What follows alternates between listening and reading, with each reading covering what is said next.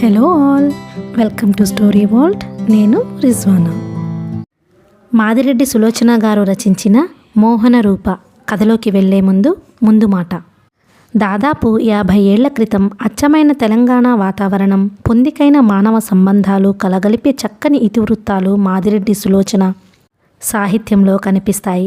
70 పైగా నవలలు ఆమె రచించారు. వాసిలోనూ రాశిలోనూ కూడా సులోచన రచనలు ఎన్నదగినవే.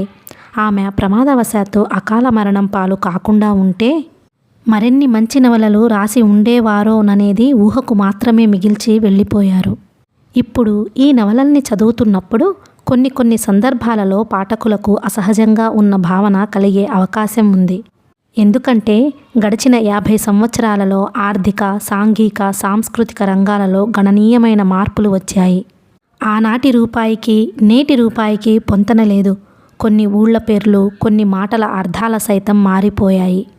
వేషధారణ మారింది, దూరాలు తగ్గిపోయాయి, భూగోళం గుప్పెట్లో ఒదిగిపోయింది. ఆనాడు 100 రూపాయలంటే చాలా పెద్ద మొత్తం, నేడు అది చిల్లర డబ్బు. కనుక ఇలాంటివి మాదిరెడ్డి నవలలలో తారసపడినప్పుడు విఘ్నులైన మా పాఠకులు కాలంతో అన్వయించుకుని అర్థం చేసుకోగలరని ఆశిస్తున్నాము. ఆచార వ్యవహారాలలో, మాట తీరులో ఉన్నట్టుండి ఎన్నో మార్పులు వచ్చాయి. గత 20 సంవత్సరాలలో ఈ మార్పు అత్యంత వేగంగా జరిగింది. ఎన్ని మార్పులు వచ్చినా మానవ నైజాలు, ప్రవృత్తులు ఎన్నటికీ మారవు. ప్రేమ, ద్వేషం, స్వార్థం లాంటి ముడి దినుసుకు ఎన్ని తరాలు గడిచినా చలనం ఉండదు. అందుకే మాదిరెడ్డి సులోచన కాల్పనిక సాహిత్యంలో మౌలిక అంశాలు నేటికీ నూతనంగానే ఉంటాయి. మాదిరెడ్డి సులోచన సమగ్ర సాహిత్యం ఈ తరం పాఠకులకు అందచేయాలని, ఈ నవలల్ని పాఠకులు ఆదరిస్తారని మా ఆలోచనలకు మిత్రుల నుండి, పాఠకుల నుండి, సోదర ప్రచురణకర్తల నుండి ఎంతో ప్రోత్సాహం వచ్చింది. వారికి మా ధన్యవాదాలు. మా ఈ ప్రతిపాదనకు అనుమతి ఇచ్చిన సులోచన గారి కుమారుడు రామకృష్ణారెడ్డి గారికి మా కృతజ్ఞతలు. నవోదయ రామ్మోహన్ రావు, విజయవాడ. ఇక కథలోకి వెళ్దాం. మోహన రూప కథ ఇలా మొదలవుతుంది. దక్షిణ ఎక్స్ప్రెస్ లయబద్ధంగా శబ్దం చేస్తూ హైదరాబాద్ వెడుతుంది. పేరుకు మాత్రమే ఎక్స్ప్రెస్, వేగం మాత్రం మందంగా పెళ్లికూతురు నడకలా ఉంది. ఇంద్రమోహన్ కళ్ళు విప్పి చుట్టూ కలయజూచాడు. 3 టైర్ స్లీపర్ కోచ్లో అందరూ నిద్రపోతున్నారు. కొందరు ఖరీదైన పరుపులు పరుచుకుంటే, మరికొందరు దుప్పట్లు పరుచుకొని చేతి సంచో, తోలు పెట్టో, చెయ్యో తల క్రింద పెట్టుకొని నిద్రపోతున్నారు. ఇంద్రమోహన్కి క్రింద సీటే దొరికింది. నాగ్పూర్లో ఓ లావుపాటి స్త్రీ ఎక్కింది. ఆమెను చూస్తే నీళ్ల గోళంపై చెంబు బోర్లించినట్లు అనిపిస్తుంది. ఆమెకు పై అంతస్తులో ఇచ్చారు బర్త్. అది చూచి ఆముదం త్రాగినట్లు పెట్టిందామె ముఖం. ఎలా ఎక్కనండి? దిగులుగా కోపంగా అడిగిందామె. నిచ్చెన ఉందిగా అని చాటు చూచే నెపంతో తల వంచి ముసిముసిగా నవ్వాడు టీసీ. ఇంద్రమోహన్కు ఒళ్ళు మండిపోయింది. ఫైర్ ఇంజన్ వచ్చినా ఆగని మంట అది. పవిత్ర భారతంలో స్త్రీకి ఇంత అవమానమా? లేడీస్ కంపార్ట్మెంట్లో ఖాళీ ఏదైనా ఉందేమో చూడాలి. ఆవిడ ముందుకు వెళ్ళింది. ఆమె నడుస్తుంటే డ్రిల్ చేస్తుండగా నడుము అటూ ఇటూ వచ్చినట్లు లయబద్ధంగా వంచి ఆయాసపడుతూ ముందుకు సాగింది. ఇంద్రమోహన్ గుండె నిండా కొండంత జాలి చోటు చేసుకుంది. జాలి కరిగి వరదలయ్యింది. అది అన్యాయం సార్ అన్నాడు పదునుగా. నేను టీసీని కావటమా లేక ఇక్కడ కూర్చోవడం అన్యాయమా? కాస్త వెటకారంగా, కాస్త నవ్వులాటగా అడిగాడు టీసీ. ఆమెనలా అవమానించడం, ఆమె నీకు ఏమవుతుంది? ఏట్లో ఎదురవుతుంది, కాట్లో దెయ్యమవుతుంది అనబోయి ఆగాడు. అత్త అమ్మ కాదు కానీ ఆంటీ అవ్వుద్ది అన్నాడు కాస్త చురుకుగా. అంతే కదా, మా పాలిట ఆదిశక్తి. ఆవిడకు పై సీటు ఆలోచించే ఇచ్చాము. ఏం ఆలోచించి ఇచ్చారండి? ఇంద్రమోహన్ ఏదో అనబోయాడు. విశ్వం అతని భుజం పట్టి కుదిపాడు. అంత జాలిగుండె గాలికి ఎగరనీయకు. నీది క్రింద బర్త్ కదా, ఇవ్వకూడదు. అది పాయింటే అనుకున్నాడు ఇంద్రమోహన్. ఈలోగా ఆవిడ రానే వచ్చింది. ఆంటీ, ఈ సీటు మీరు తీసుకోండి, నేను పైకి వెళ్ళిపోతాను. ఆవిడ ముఖం చిట్లించింది. ఆంటీ లేదు, సొంటి లేదు, నా పేరు మిస్ గంగ అని ఉరిమి చూచింది. అందరూ ఉలిక్కిపడ్డారు. ఇంకా ఆవిడకు సీట్ ఆఫర్ చేస్తావా? గుసగుసగా అడిగాడు విశ్వం. అన్నమాట తప్పడి హరిశ్చంద్ర వారసుడైన ఇంద్రమోహన్. అది కాదురా, ఆమె ఒళ్ళును చూస్తే జాలి వేయడం లేదు అన్నాడు. మిస్ గంగా క్రింది బర్త్ ఆక్రమించుకుంది. 5 నిమిషాలకోసారి లేస్తుంది. కంపార్ట్మెంట్ అంతా కలయదిరుగుతుంది. రాజకీయాలు మాట్లాడుతుంది. అబ్బాయ్, స్టేషన్ రాగానే పళ్ళు తెచ్చిపెట్టు. ఆ బుక్ స్టాల్లో చేజ్ నవలలున్నాయేమో చూడు. అలాగే ఓ కిళ్ళి. ఆవిడ ఆజ్ఞ అక్షరాలా పాటించారు. స్టేషన్లో ఏదో కావాలంటుంది. తెచ్చాక వంకలు పెడుతుంది. అశాంతిగా తిరుగుతుంది. గిల్లి కయ్యాలంటారే అలా చేస్తుంది. టీసీ ఇంద్రమోహన్ వంక చూసి ముసిముసిగా నవ్వాడు. ఒంటికి రాచుకున్నట్టు అయ్యింది. మామూలు వంటికి కాదు, గాయమైన చోట వ్రాసుకున్నట్టుంది. ఆంటీ, సారీ మిస్ గంగా, మీరు మీ పై బర్త్కు వెళ్ళిపోండి, నేను పడుకుంటాను అన్నాడు. నాకిస్తానన్నావుగా, మాట తప్పుతావా? మహా వాళ్లే తప్పుతున్నారు మాట. ఆ దెబ్బతో మిస్ గంగా హాయిగా ముడుచుకుని తన సీటు మీద పడుకుంది. ఏ ఊరు అబ్బాయి మనది? హైదరాబాద్ దగ్గర పల్లెటూరండి అన్నాడు. పోనీ కదా అని. ఎక్కడికి వెళ్తావు? నేను నా స్నేహితులు విశ్వం, సుధీర్, చక్రం, పాషా, శాంసన్ BAలు BScలు పాస్ అయిన సందర్భంగా ఢిల్లీ, ఆగ్రా చూడాలని బయలుదేరాం. శాంసన్ మాత్రం భోపాల్లో ఆనర్స్ చదువుతున్నాడు. ఇంద్రమోహన్ పరిచయం చేశాడు. ఇంకా ఏమైనా వివరాలు కావాలా అండి? చక్రం అడిగాడు ఎదుటి సీటుపై నుండి. ఆమె మాట్లాడలేదు. మళ్ళీ నోరు విప్పితే పైకి వెళ్ళమంటారో ఏమో అన్నట్టుగా ఆమె ముడుచుకుని పడుకుంది. అందరూ నిశ్చింతగా నిద్రపోయారు. తనెలా నిద్రపోగలడు? విశ్వానికి ఉద్యోగం చేయవలసిన అగత్యం లేదు. చక్రం పాస్ అవ్వడమే తరువాయి. కూతుర్ని ఆమెతో పాటు తన ఫ్యాక్టరీలో ఉద్యోగాన్ని ఇవ్వడానికి సిద్ధంగా ఉన్నాడు అతని మేనమామ. సుధీర్ తండ్రి మంచి వ్యవహర్త. ఏ మంత్రి సత్తముడి దగ్గరో PAగా వేయించగలడు. అన్నిటికన్నా అతను క్రింది జాతకులకు చెందినవాడు. ఉద్యోగం రిజర్వ్ అయి ఉంటుంది. శాంసన్ డిసెంబర్ వరకు కాలక్షేపం చేసి కనాన్సన్ యూనివర్సిటీలో ఉద్యోగం, పోస్ట్ గ్రాడ్యుయేషన్ చేయడానికి వెళ్ళిపోతాడు. పాషా తండ్రికి పోష్ హోటల్ ఉంది. సరదాకు చదువుతున్నాడు. రేపు అన్న ఆలోచన, ఆందోళన ఎవ్వరికీ లేవు. తల కిటికీ వైపు తిప్పి పడుకున్నాడు. నిదుర రాదేం? తనే గనుక కవి అయితే. విద్యార్థి జీవితమే మధురం అంటూ పాటలు రాసేవాడు. ఎంత హాయిగా ఉండేది. 6గురికి 3 గదులైనా ఏదో ఒక గదిలో చేరి అల్లరి చేసేవారు. విశ్వం ఎప్పుడు నీట్గా పూల రంగడి మలే ఉండాలనుకుంటాడు. అతనితో అమ్మాయిలు సరదాగా మాట్లాడతారు. ఇంద్రమోహన్కు అమ్మాయిలతో సరదాగా మాట్లాడాలని లేకపోయినా జువాలజీ మేడం ముందు ట్రిమ్గా ఉండాలని తాపత్రయం. తను ఏనాటికైనా ఉపాధ్యాయుడు అయితే ఆమెలా పాఠం చెప్పాలని కలలు కనేవాడు. ఒకసారి ఆమె స్పెషల్ క్లాసులు తీస్తానని అన్నది. తన పెట్టె అంతా వెతికాడు. ఒక్క షర్టు ఉతికింది లేదు. విశ్వం మంచం మీద అప్పుడే ఫ్యాషన్స్ నుండి వచ్చిన గంధరంగు గళ్ళ చొక్కా కనిపించింది. అది వేసుకున్నాడు. టీవీగా క్లాస్కు వెళ్ళాడు. మేడం తబితా చెప్పిన పాఠం విన్నాడు. ఆమె విసిరిన చిరునవ్వు స్వీకరించాడు. గాలికన్నా పిల్లదానికన్నా పదబిరానా అని గొనుక్కుంటూ హుషారుగా గదికి వచ్చాడు. ఇక్కడే పెట్టుకున్నాను, ఎలా మాయమయ్యిందో అర్థం కావడం లేదు. అప్పుడే 3 అయింది. శ్రీలతకు మ్యాట్నీకి ప్రామిస్ చేశాను. విశ్వం ఏడవలేక అరుస్తున్నాడు. శ్రీలతకు సినిమా ప్రామిస్ చేశావు. మేం స్నేహితులం కదరా. స్నేహమేరా జీవితం అని పాడకపోతే మానే. టీ నీళ్లు పొయ్యక సినిమాకు వెడతావు. మా ఉసురు ముట్టదు, మా శాపం కొట్టదు. నేను గనక సత్యవరపు వారింటి వాడినైతే ఆ ప్యాంటు కూడా అమాంతం మాయమై పోనీ. చక్రం గొంతు మధ్యలోనే ఆగింది. ఇంద్రమోహన్ గదిలో అడుగుపెట్టాడు. స్నేహ బృందమంతా అక్కడే ఉన్నారు. విశ్వం చక్రం నోరు మూసి నిలబడ్డాడు. 4 జతల కళ్ళు ఇంద్రమోహన్ను చుట్టుముట్టాయి. అబే ఇంద్ర, అరే చోర్, నీ పనా? పాషా అరిచాడు. ఒరేయ్, నీకు బుద్ధి ఉందా? మతి ఉన్న పనేనా? విశ్వం అరిచాడు. ఏమిట్రా ఇది? సుధీర్ ఆరా. సోషలిజం, అప్లైడ్ సోషలిజం, అర్థమైందా? ఇంద్రమోహన్ అరిచాడు. నీ సోషలిజం పాడుగాను. మొదట నా చొక్కా విడువరా, నేను సినిమాకి వెళ్ళాలి. అది గర్ల్ ఫ్రెండ్తో. చక్రం అందుకున్నాడు. నువ్వు ముందు నోరు ముయ్. ఇంపరేటివ్ సెంటెన్స్ కొంప ముంచుతుంది. నీ నోరు ముయ్యనా ఇంద్రిగాడిదా? చక్రం అరిచాడు. ఒరేయ్, నేను గాడిదనట్రా? మీరంతా గాడిదలు కాదు, అడ్డగాడిదలు. నా షర్ట్ ఇయ్యరా. తల దిమ్ముగా ఉందిరా, షర్ట్ ఇప్పే ఓపిక లేదు. తెలిసింది. ఈ రూపాయి తీసుకెళ్ళి టీ త్రాగి తగలడు. విశ్వం రూపాయి నోటిచ్చాడు. ఇంద్రమోహన్ అంతే వేగంగా షర్టు విప్పి ఇచ్చాడు. ఆ షర్ట్ తొడుక్కుంటూ పరిగెత్తుకెళ్ళాడు విశ్వం. ఇంద్రమోహన్ చేతిలోని రూపాయి లాక్కొని పాషా బయటకు వెళ్ళాడు. ఒరేయ్, టీ త్రాగాలని ఎవరికైనా ఉంటే త్వరగా క్యాంటీన్కు రండిరా అనుసరించాడు చక్రం. ఒరేయ్, అన్యాయం. కాదు ఇంద్ర, సోషలిజం సుధీర్ వెక్కిరించాడు. నలుగురు వెళ్ళి క్యాంటీన్లో టీ త్రాగారు. ఆ అరకప్పు టీ అమృతం కన్నా మిన్న. ఆ రోజులు మళ్ళీ రమ్మని ఆహ్వానించినా రావేమో. ఇంద్రా, వచ్చేది ఏ స్టేషన్ రా ఆవలిస్తూ అడిగాడు విశ్వం. కాజీపేట కాబోలు. ఒరేయ్, సికింద్రాబాదు వచ్చే ముందు లేపేయిరా. సామాన్లు నేను కడతాను గాని హాయిగా పడుకో.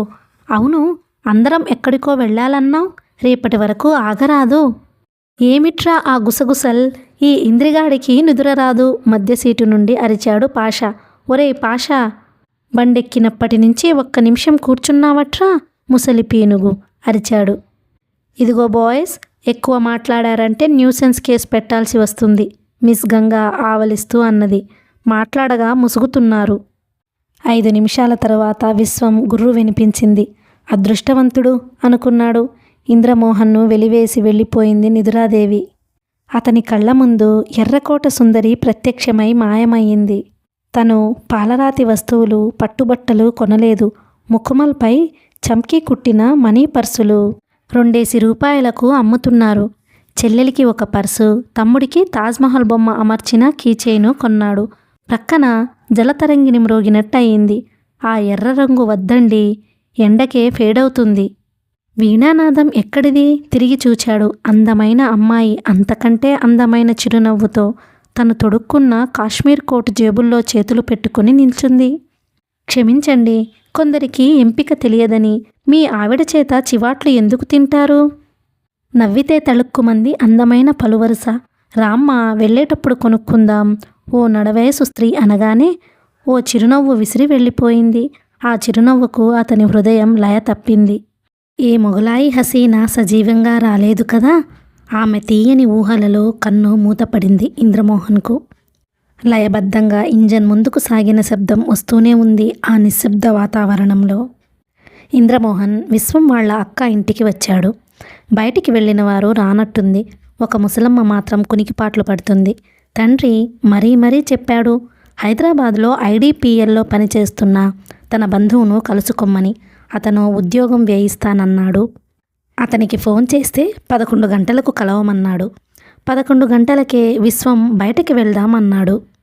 ఎందుకు చెప్పరాదురా, ఏది ముఖ్యమో తేల్చుకుంటాను. రేయ్, నా పని అంటే యమధర్మరాజు పిలిచినా పెండింగ్లో పెట్టాలిరా అన్నాడు విశ్వం. యమధర్మరాజు పిలిస్తే ఆ పనే చేసేవాడిని. పిలిచింది ఓ ధర్మరాజు ఉద్యోగం ఇస్తానని. అయితే క్షమించాం అభయహస్తం చూపాడు చక్రం. చాల్లే, నీ క్షమార్పణ ఎవరికి కావాలి? ఎందుకు వెడుతున్నావో, ఎక్కడికి వెడుతున్నావో గాని నీవు మాట పూర్తి కాకముందే టపీమని 2 సార్లు తుమ్మాడు ఇంద్ర. రుమాలుతో ముక్కు నలుపుకున్నాడు. సారీ బ్రదర్, ఢిల్లీ వెదర్ పడలేదు. నీవు వెళ్ళే పని విజయవంతంగా కావాలని కోరుకుంటున్నాము. మేము అంతే, విశ్వం చక్రం అరిచారు. ఇంద్రమోహన్ వెళ్ళి IDPLలో పనిచేసే ఆఫీసర్ని కలుసుకున్నాడు. అతను తల పంకించాడు. అతని డిగ్రీ, పేరు, ఊరు విని. నేను పేదవాడిని సార్, ఉద్యోగం చాలా ముఖ్యం. MScలో సీటు వచ్చినా వెళ్ళలేదు. అది సరేనోయ్, మాకు అనుభవం అంటే ఎక్స్పీరియన్స్ చాలా ముఖ్యం అన్నాడు నింపాదిగా. ఎవరో ఒకరు మీలాంటి వారు దయదలచకపోతే అనుభవం ఏ కాలేజీలో దొరకదు. చదువుదామన్నా కొందామన్నా. Please sir. ఇదిగో చూడవయ్యా, కనీసం 2 ఏళ్ల అనుభవం కావాలి. అతను ఫైల్ ఇంద్రమోహన్ ముందుకు త్రోశాడు. సార్, మీరు అవినీతిని, అబద్ధాలను ప్రోత్సహిస్తారా? అదేమిటి అలా అడిగావు? నేను 2 రోజులలో నా అనుభవం తెలిసే సర్టిఫికేట్ తెస్తాను. కానీ అది అబద్ధపుది. BSc చదువుతూనే రాత్రులు ఎక్కడో పనిచేశానని అలాంటిదేదో తీసుకురా, పేచీ ఉండదు అన్నాడు ఆయన. యువతరానికి మీరిచ్చే సందేశమా? ఏదైనా అనుకో, మీ నాన్నను అడిగానని చెప్పు. అయినా ఏదైనా అవకాశం ఉంటే ఉత్తరం రాస్తాను, అడ్రస్ ఇచ్చి వెళ్ళు అన్నాడాయన. ఆయన ఉత్తరం దక్షిణానికే వెడుతుందని బాగా తెలుసు. అసహనంగా వెనుదిరిగాడు. రాగానే స్నేహితులన్నా ఉంటే ఊరట చెందేవాడు. వీళ్ళు ఎక్కడికి వెళ్ళి ఉంటారబ్బా అనుకుని కుర్చీలో కూర్చొని వార్తాపత్రిక తీశాడు. ఓ అంబాసిడర్ కారు రావడం, అందులో నుండి బిలబిలమంటూ స్నేహ బృందం, విశ్వం, అక్క, బావ దిగారు. డ్రైవర్ సలాం పెట్టి వెళ్ళిపోయాడు. విశ్వం, అక్క, బావ లోపలికి వెళ్ళారు. ఒరేయ్ ఇస్సూబాయ్, నసీబ్ అంటే నీదేరా. ఆ మాట మెల్లగా అంటావేంరా? ఢంకా బజాయించి మరీ చెప్పాలి. God is great. అందమైన అమ్మాయే కాక సభ్యత సంస్కారాలు తెలిసింది. ఒరేయ్, అన్నిటికన్నా అతనున్నాడే, అంబాసిడర్ కార్ అతనిల్లు ఒళ్ళు అంతా రిచ్చేరా. స్నేహితులంటున్న మాటలకు ముసిముసిగా నవ్వాడు విశ్వం. కంగ్రాచులేషన్స్. ఇంద్రమోహన్ స్నేహితుడి భుజం తట్టాడు. అప్పటికి గాని పెళ్లి చూపులకు వెళ్లారని అర్థం కాలేదు అతనికి. థ్యాంక్స్, పదండ్రా, భోజనం చేసి మాట్లాడుకుందాం అన్నాడు విశ్వం. అప్పుడే పకోడీ బాసుంది అరిగిపోయిందట్రా. వాడు ఆ అమ్మాయిని చూస్తూ తిండి తిన్నాడా వెర్రి నాగన్న. షటప్. చక్రం చెయ్యితో బిగ్గరగా నోరు మూసుకున్నాడు. మా బావకు మధ్యాహ్నం డ్యూటీ. మనం మేసిన చెత్తంతా మన ఇంద్రిగాడు మెయ్యలేదు, అందుకని. అవునవును, వాడి మాటే మర్చిపోయాము. ఏరా ఇంద్ర, నీ ఉద్యోగం ఏమైంది? ఇదేం దేవలోకపు సింహాసనం కాదు, ఎవరినో పంపి తపస్సు భంగం చేయించి ఉద్యోగం సంపాదించడానికి అనుభవం కావాలటరా. అనుభవం అయితే ఓ పని చెయ్యి, ఓ గది అద్దెకు తీసుకో, ఓ ట్యుటోరియల్ కాలేజ్ పెట్టి అనుభవం నేర్పుతాం అని ప్రకటించు పేపర్లో. నిజమేరా, డాక్టర్కైతే 1000, ఇంజనీర్కైతే 500, మరి ఇతరాత్ర ఉద్యోగాలకు 300-200 డిపార్ట్మెంట్ను బట్టి, పైన వచ్చే అమ్యామ్యాలను బట్టి సలహా ఇచ్చాడు చక్రం. నీ బుర్ర పుచ్చిపోయింది కానీ పద.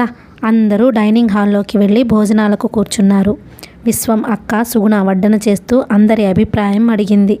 ఏకగ్రీవంగా అందరూ విశ్వం కోసం చూచిన పెళ్లి కూతురు బాగుందని నిర్ణయించారు. నువ్వు రావాల్సిందయ్యా మోహన్ అన్నది సుగుణ. మనమంతా ఉత్తిగాళ్ళమక్కయ్య, అసలు వాడు చూచి మెచ్చితే చాలు. ఆ అమ్మాయి ఎవరో గాని కాస్త సత్యకాలపు దానిలా ఉంది, లేకపోతే ఇందరిని పెళ్లి చూపులకు రానిస్తుందా? ఆడపిల్ల ఆ మాత్రం అనుకోలేకపోతే ఎలా? ఆమె భర్త అన్నాడు. ఇంద్రమోహన్ జాలిగా నవ్వాడు. ఆధునిక సమాజంలోని పురుషుడి భావాలు ఇవి. ఆధునికత వేషభాషల్లోనే గాని భావాలలో, ఆచరణలో కాదన్నమాట. భోజనాలు అయ్యాక అందరూ కార్డ్స్ ముందేసుకొని కూర్చున్నారు గదిలో. ఓరి విశ్వం, నీకిష్టమైన జోకరురా రాణి అరిచాడు చక్రం. వాడి మనసు అసలు రాణిని వెతుక్కుంటూ పోయింది. సుధీర్ నవ్వాడు. విశ్వం మాత్రం సీరియస్గా ఆలోచిస్తున్నాడు. ఏమిట్రా ఈ మౌన గంభీర ముద్ర? నీ రాణి పేరు? ఇంద్రమోహన్ అడిగాడు. నాకు చిన్న సందేహం వచ్చిందిరా, మీరు జాగ్రత్తగా విని మీ అభిప్రాయాలు చెప్పాలి మరి. ఆగాగు, జాగ్రత్తగా వినమన్నావు. చక్రం మఠం వేసుకుని చెవుల మీద జులుపాలు ప్రక్కకి నెట్టుకుని కూర్చున్నాడు. అది కాదురా, అమ్మాయిని చూడక పూర్వం ఒక మోస్తారుగా ఉందేమో, డాక్టరీ చదివిన BA గాడికి ఇస్తున్నారనిపించింది అన్నాడు విశ్వం. ఏమిటి, అమ్మాయి డాక్టరా? ఇంద్రమోహన్ గుడ్లు తీశాడు. కాదు, యాక్టర్. వినరా వాడి సందేహం ఏమిటో. ఇంద్ర, అమ్మాయి డాక్టర్. వాళ్ళ తాతయ్య కోరిక ప్రకారం నాగార్జున సాగర్లో ప్రాక్టీస్ పెట్టింది. మరి నీకొచ్చిన సందేహం ఏమిటో? నెంబర్ 1, మనము BA BScలు పాస్ అయ్యేసరికే 24 సంవత్సరాలు మన వయసు. ఆమె 22 అంటే నమ్మమంటావా? అవును రోయ్, అది పాయింటే. చక్రం వంత పాడాడు. నోర్ముయ్ శకున పక్షి. విస్సి, నువ్వు ఇంటర్లో 2 ఏళ్ళు పల్టీలు కొట్టావు, మరో ఏడాది చదవనని మొరాయించావు. నా ఆర్థిక పరిస్థితి బాగలేక చదవలేదు. ఆ అమ్మాయికి అవకాశం ఉండి చక్కగా చదివి ఉంటుంది. మరి 22 ఏళ్లకు MBBS అంటే నేను నమ్మను. పోనీ మరో 2 ఏళ్ళు వేసుకో, వచ్చిన నష్టమేముంది? చికాకుగా అన్నాడు ఇంద్రమోహన్. అదే అమ్మాయి నాకంటే పెద్దది. అయితే ఏం? ఆ అమ్మాయి డాక్టర్ కాబట్టి వయసు అంచనా వేస్తున్నావు. ఎందరో ఊళ్ళల్లో 25 ఏళ్ల పడుచులున్నారు. మన ఇంద్రుడి సలహా మేరకు వయసు ప్రశ్న తీసివేస్తున్నాను. ఇక 2వ సమస్య. అందమైనది, ఆస్తిపరురాలు, ఇంజనీరు గారి ఏకైక పుత్రిక. ఏ ఫారెన్ రిటర్న్కో ఇవ్వక మామూలు గ్రాడ్యుయేట్ అయినా, అందులో ఒక్కొక్క క్లాస్లో 2 ఏళ్ళు పల్టీలు కొట్టిన ఆహా చిన్న సవరణ. చక్రం నవ్వాడు. ఏదోలే, మామూలు గ్రాడ్యుయేట్నైనా నాకు ఇస్తున్నారంటే ఆలోచింపదగినదిగా అనిపించడం లేదు. అవుననుకో, ఆ అమ్మాయి ఆదర్శవాది కాబోలు అన్నాడు సుధీర్. అది కాదురా, ఒకే ప్రొఫెషన్లో ఉండేవారంటే బోర్ అనుకుని ఉంటుంది. అదీగాక ఒక్క చదువు మినహాయిస్తే నువ్వు ఐశ్వర్యవంతుడివే అన్నాడు శాంసన్. అదీ కాదురా, మీది తెలుగు రచయిత్రులు కొందరు రాస్తారుగా, ఒకప్పుడు బాగా BA MA చదివిన మగాడు చదువులేని ఆడపిల్లను చేసుకోలేదా అని. చదువుకున్న ఆడపిల్ల చదువు తక్కువ వాడిని చేసుకుంటే ఏం అని. ఆ రచనలు చదివి మనసు మార్చుకుందేమో. భాషను ఖూనీ చేయకురా బాబూ. ఈ పిచ్చి ఆలోచనలు, తిక్క సందేహాలు పెట్టుకోకు. కాలం మారుతుంది. ఆడపిల్లల ఆలోచనలు మారుతున్నాయి. నీ స్థాయి డిగ్రీలతో కొలవాలని ఎక్కడుంది? ఆమె గుణగణాలు నచ్చితే హాయిగా వివాహం చేసుకో, ఇంద్రమోహన్ అన్నాడు. నాలుక గీసుకో అన్నంత తేలిగ్గా చెప్పాడ్రా మగాడు, చక్రం అరిచాడు. ఏం, వాడన్న దాంట్లో పొరపాటు ఏముంది? చెప్పాలా? మన వేషభాషలు మారుతాయి గాని మన భావాలు మారవు. ఎట్టి పరిస్థితుల్లో మన తెలుగు అమ్మాయి తనకన్నా అన్ని విధాలా అధికుడైన భర్తను కోరుకుంటుందని బల్లగుద్ది మరీ చెప్పగలను. ఈ బల్ల మనది కాదు. నువ్వు బల్లగుద్ది చెప్పకపోయినా నీ కంఠంలో మైకుంది గాని విషయమేమిటో సెలవియ్యి. ఇంద్రమోహన్ చక్రం చెయ్యి పట్టుకున్నాడు. నెంబర్ 1, ఆ అమ్మాయికి తనకన్నా తక్కువ చదివిన వాడైతే తన మాట వింటాడని ఒక దురభిప్రాయం ఉండవచ్చు. నెంబర్ 2, నాకు ఎక్కువ చదివిన అమ్మాయిల శీలం పట్ల సదభిప్రాయం లేదు. షటప్ దొంగ వెధవ, మనకు అక్కా చెల్లెళ్ళు ఉన్నారా? ఉంటే ఏం? అందున డాక్టర్ కోర్స్ చదివిన అమ్మాయిని అసలు నమ్మడానికి వీలు లేదు. నో ఇంకేదో అనబోయాడు. మళ్ళీ ఇలాంటి కబుర్లు చెబితే నోటికి కుట్లు వేస్తాను. శకున పక్షి. కన్యలందరికీ శీలాలు నిర్ణయించే నికృష్టుడు బయలుదేరాడు. ఇంద్రమోహన్ కోపంగా లేచాడు. మై గాడ్, వీడిదెంత సంకుచిత స్వభావం. నా పేరు మీదగా 4 అంటించు. దూరంగా మంచం మీద నడుం వాల్చిన శాంసన్ అన్నాడు. యా అల్లా, చక్రం, నీ బుర్ర వక్రంరా. ఆ హసీనాను చూస్తే అట్లా అనిపించిందా? పాషా కూడా బాధపడ్డాడు. విశ్వం, సదానంద గారు కారు పంపుతానన్నారు. ఆ అమ్మాయితో సినిమా ప్రోగ్రాం ఉంది, త్వరగా తయారవ్వు అన్నది సుగుణ వచ్చి. ఓ మర్చిపోయాను అక్క, కాస్త టీ పెట్టవే, నిద్ర వస్తుంది అన్నాడు విశ్వం. ఆమె వెళ్ళింది. శ్యామ్ లే. చక్రం లేచాడు. మనమెందుకురా, వాళ్ళు ఒంటరిగా వెడితే ఒకరి భావాలు ఒకరు అర్థం చేసుకుంటారు. ఓ విధమైన కోర్టుషిప్ అన్నాడు శాంసన్. అది నిజమే గాని వీడిని మనము ఒంటరిగా వదులుతున్నందుకు తృణమో ఫణమో ఆగాడు సుధీర్. ఇదిగో సినిమాకు మీరు వెళ్ళండి. 20 రూపాయలు తీసి బల్ల మీద పెట్టాడు విశ్వం. అరే బర్కుర్దార్, రామకృష్ణ థియేటర్కు వెడితే 4 టిక్కెట్లకి 20 రూపాయలు కావాలి భాయ్. ఆటో ఛార్జీలు, నాస్టా, చాయ్. పాషా విశ్వం జేబులో చేయి పెట్టాడు. నా దగ్గర ఇక డబ్బు లేదురా, బస్సులో వెళ్ళండి. ఇంత అవమానం చేస్తావా? నువ్వు అంబాసిడర్ కారులో వెడతావు, మమ్మల్ని బస్సులో వెళ్ళమంటావా? నువ్వు వెడుతుంటే నీ కారు టైర్లు పంచర్ కాని సినిమా టిక్కెట్లు దొరక్కపోను. చక్రం అరిచాడు. అరే భాయ్, ఇయాల రేపు వచ్చే సినిమాలకు చాయ్ నాస్తా కాక యాస్ప్రిన్ అనాసిన్ బిళ్ళ కావలసి వస్తుందిరా అన్నాడు పాషా. నోరు ముయ్యండిరా, వాడేదో ఇచ్చాడు, తృప్తిపడండి. VIPలట, కార్లు 4 రూపాయల టిక్కెట్లు కావాలంట. హాయిగా నడిచి వెడదాం. వెడుతూ ₹1 వేరుశనగకాయలు కొనుక్కుందాం, నాస్తా అవుతుంది. వెళ్ళరా విశ్వం అన్నాడు ఇంద్రమోహన్. విశ్వం వెళ్ళిపోయాడు. అరే బేయిమాన్కే బచ్చే, వాడు ఖుషీలా ఉన్నాడురా, ఎంత అడిగినా ఇచ్చేవాడు పాషా అన్నాడు. ముందు నువ్వు నోరు ముయ్. పాషా చటుక్కున వచ్చి ఇంద్రమోహన్ నోరు మూశాడు. శాంసన్ నవ్వాడు. వాడు నీ నోరు మూసుకోమన్నాడు. సారీ, పాషా చెయ్యి తీశాడు. అందరూ సినిమాకు తయారయ్యారు. రూపాదేవి ఆఖరు పేషెంట్ను పంపి స్టెత్ తీసుకుని మెల్లగా ఇంటిదారి పట్టింది. ఆమెకు నాగార్జున సాగర్ అంటే చాలా ఇష్టమైన ప్రదేశం. ఇంటికి అడ్డదారి ఉన్నా చుట్టూ తిరిగి వెడుతుంది. తండ్రికి హిల్ కాలనీలో ఇల్లుంది. మరో 5-6 నెలల్లో రిటైర్డ్ కాబోతున్నారాయన. చుట్టూ తిరిగి కాసేపు ప్రకృతిలోని చిత్రాలకు పరవశించి ఇంటిదారి పట్టింది. దారిలో సత్యనారాయణ స్వామి ఆలయం ఉంది. అక్కడ చేరిన భక్తులను చూచింది. ఆలయానికొచ్చినప్పుడు కూడా 5 నిమిషాలు మౌనంగా ఉండలేరు.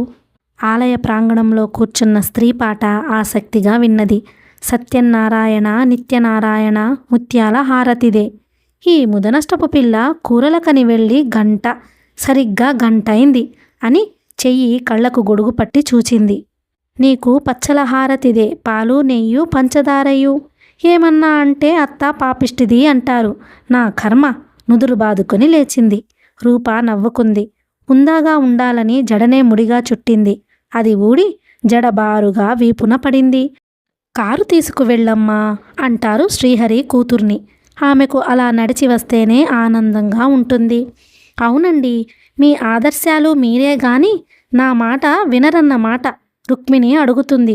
అసలు అభిప్రాయం అమ్మాయిది. దానికిష్టం అయ్యాక మధ్య నీకభ్యంతరం ఏమిటే? శ్రీహరి విసుక్కున్నాడు. ఒక్కగానొక్క పిల్ల హాయిగా ఏ ఫారెన్ రిటర్న్కో ఇచ్చుకుంటే ఘనంగా ఉంటుంది. మీ నాన్నకు అబ్బాయి తాత స్నేహితుడైతే అవ్వచ్చుగాక. నాన్నగారి మీద గౌరవం కొద్దీ ఇదంతా చేస్తున్నానా?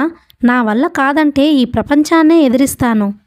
నాన్న, ఇంకా మీ మధ్య జరుగుతున్న కోల్డ్ వార్ సీన్ ఫైర్ కాలేదా? లోపలికి వెళ్ళి అడిగింది రూప.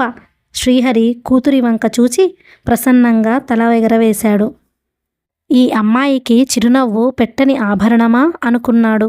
రూపాదేవిలో 2 మంచి గుణాలు ప్రత్యేకంగా కనిపిస్తాయి. ఆమెకు కోపానికి ఆమడ దూరం. ఎప్పుడూ నవ్వుతూ నవ్విస్తూ ఉంటుంది. అది కాదు రూపా. రుక్మిణి ఈ వైపు నుండి నరుక్కు రావాలని చూచింది. అమ్మా, మొదట ఓ కప్పు వేడి తేనీరు పడితే గాని మన బుర్రలోకి ఏం ఎక్కదు. అంతా ఆ తండ్రి పోలికేగా. ఆమె లోపలికి పోబోయింది. Thanks for the compliment. Srihari కూడా చిన్నగా నవ్వాడు. ఊహు ఉరగిలా వెళ్ళిపోయింది. మీ అమ్మ ఈ మధ్య కోపం భోజనం చేస్తూ, చికాకు టిఫిన్ చేస్తూ, చాలు నాన్న, మీరు మాత్రం అన్నమే తినండి అన్నది రూప. ఇద్దరూ నవ్వుకున్నారు. నేను మాట అడగనా రూపా? ఏమడుగుతారో నాకు తెలుసు. నిన్న నేను మిస్టర్ విశ్వనాథం గారు ఏం మాట్లాడుకున్నామని కదూ మీ ప్రశ్న? ఓ, నీకు దివ్య దృష్టి ఉంది. నా కూతురివి. నన్నేం మునగ చెట్టు ఎక్కించవద్దు నాన్న. అతను ఎందుకో మధ్యాహ్నం స్నేహితుల మధ్య స్వేచ్ఛగా ఉన్నారు, సినిమాలో పరధ్యానంగా ఉన్నారు అన్నది. కొందరి స్వభావమే అంతా. ఏకాంతం వచ్చేసరికి ఎక్కడ లేని సిగ్గు వస్తుంది అన్నాడు. మనకు ఆ భాగ్యం లేదు కదా. టీ తీసుకువచ్చింది రుక్మిణి. నా వంతు నీ వంతు సిగ్గు నువ్వే పడ్డావు కదోయ్ అన్నాడు. ముగ్గురు టీ త్రాగారు. రూపా, ఆ విశ్వం నీకు ఎందుకు నచ్చాడో మొదట చెప్పు. మరి నీకెందుకు నచ్చలేదో చెప్పమ్మా. అతను ఒట్టి బిఏ. ఓ, గట్టి బిఏ కూడా ఉంటుందేమిటి? అమ్మా, విప్లవం అంటే ఏమిటి? నీ క్లబ్బుల్లో విప్లవం విప్లవం అంటూ ఉపన్యాసాలు దంచేస్తావు. దంచడానికి వడ్లు కావు. విప్లవం అంటే మార్పు. ఆ మాత్రం తెలియంది ఈ అయోమయం మనిషితో 25 ఏళ్లు కాపురం ఎలా చేశాను? ఆ మార్పు చేతలలో చూపించాలని. డాక్టర్ చదివిన అమ్మాయి డాక్టర్, ఇంజనీరింగ్ చదివిన అబ్బాయినే చేసుకోవాలని ఎక్కడుంది? ఏ శాస్త్రంలో ఉంది? శాస్త్రం జోస్యం కాదు, జీవిత సత్యం చెబుతున్నాను. అతను ఇన్ఫీరియారిటీతో బాధపడితే పడకుండా చూసుకోగలనన్న ధైర్యం ఉంది. అక్కడెవరు తానా అంటే తంతానా అనేవారుండరు మీ నాన్నలా అన్నది కసిగా. అలాంటప్పుడు అమ్మాయి సారెలో నన్ను ఇచ్చేయి అన్నాడు శ్రీహరి. మీకంతా హాస్యమే రుసరుసలాడింది రుక్మిణి. అమ్మా, ఇద్దరం ఒకే రకమైన వృత్తిలో ఉన్నవాళ్లమైతే మా జీవితం వైవిధ్యం లేక బోరుగా ఉంటుంది. నేను అన్నీ ఆలోచించే ఈ నిర్ణయానికి వచ్చాను. రూపా లేచి గదిలోకి వెళ్ళింది. ఆమె ఆసుపత్రి నుండి రాగానే స్నానం చేసి బట్టలు మార్చుకుంటుంది. ఆమె బాత్రూంలోకి వెళ్ళింది. రుక్కు, ఒంటరిగా ఉంటే ఈ రుక్కే దిక్కు. అది అన్నదల్లా అంగీకరిస్తారు. అతను లేచి వెళ్ళి ఆమె భుజాల మీద చేతులు వేశాడు. సూటిగా ఆమె కళ్ళల్లోకి చూచాడు. రుక్కు, నేను తీసుకున్న నిర్ణయాలు అసమంజసంగా ఉండి బాధ కలిగించాయా చెప్పు.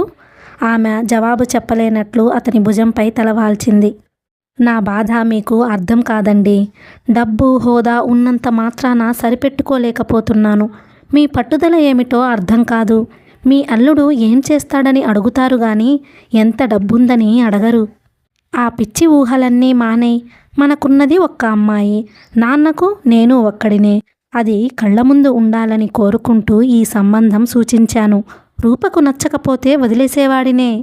అది ఆదర్శం దృష్ట్యా చూస్తుందే గాని రేపు వచ్చే కష్టనష్టాలు చూడడం లేదు. అన్నీ అవే సర్దుకుంటాయి. వాళ్ళిద్దరికీ ఢిల్లీలోనే పరిచయం చేద్దాం అనుకున్నాను. కానీ అతను స్నేహితులతో వచ్చాడు. ఏది జరిగినా మన మంచికే అన్నట్టు. కార్తీకం వరకు ముహూర్తాలు లేవుట. వారు ఒకరిని ఒకరు బాగా అర్థం చేసుకుంటారు. మనము అర్థం చేసుకున్నామా? హాయిగా లేము. ఇంతసేపటికి మనము హాయిగా గడిపామని అంగీకరిస్తున్నావు.